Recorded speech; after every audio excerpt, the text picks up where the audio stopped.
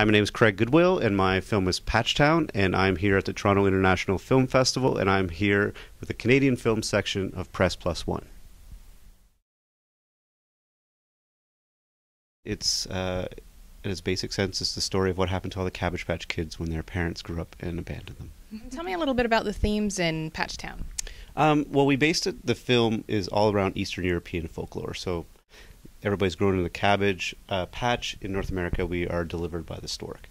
So we started there, and then we liked the idea between an Eastern European folklore mixed with kind of Western-style consumerism, because that's really what happened with the Cabbage Patch Kids.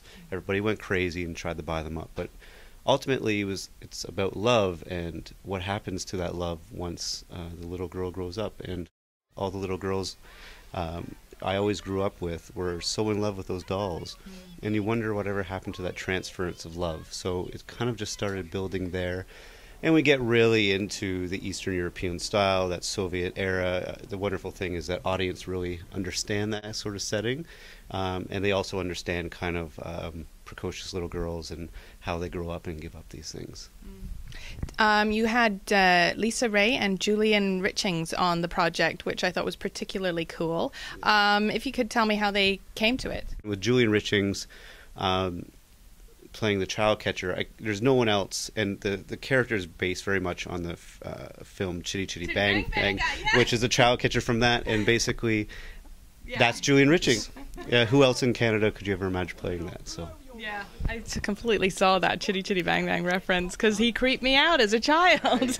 They were very dark films, yeah. And that's what people don't realize. Those Disney films, they were meant for adults, really, and they always had a very sinister underbelly, so that's what we really wanted to capture.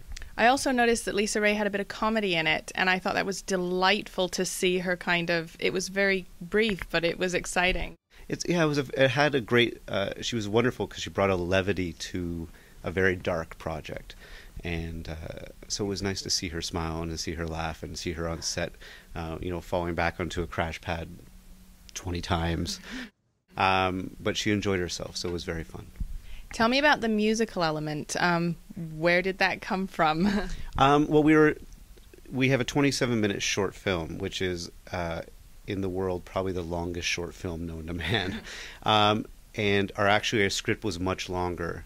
We didn't have the full feature, but we had this long script, and we realized that we are having a challenge communicating context, story, and character through just simple dialogue in a short period of time. And then my producer, Annalie Ekborn, says, have you ever thought about doing a musical? And I love musicals, and I've thought about this being a musical forever. I just didn't have that brave moment where I was going to tell everybody it was going to be a musical. So through that, we worked with the gentleman from Evil Dead the Musical who wrote all those shows, and they wrote our lyrics. And so we were able to compress and, again, bring a level of levity to something that is really dark. So. You just referenced how long it took you to make the film. Can you kind of elaborate a little bit more on that? It actually took about 7 years from idea to filming, and it's life comes in and back burners are created, and every time we brought it from the back burner to the front, something would happen, whether it was life or work or whatever it may be, directing on something else. So that always had to take, everything took precedence over that.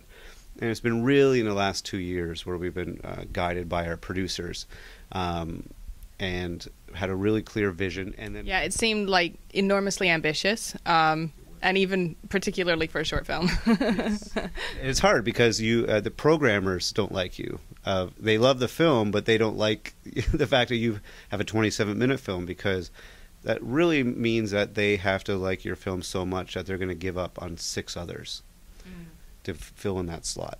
But we were very blessed with Alex and Magali from here at TIFF, and it's been wonderful, and we've gotten great press, and it's a real whirlwind. So we're announcing hopefully next week the feature project of it. It looks like we've been funded because we actually have a full feature script that people really like and people want to see more. And so we're going to give that to him. What is a Canadian film or filmmaker that inspires you?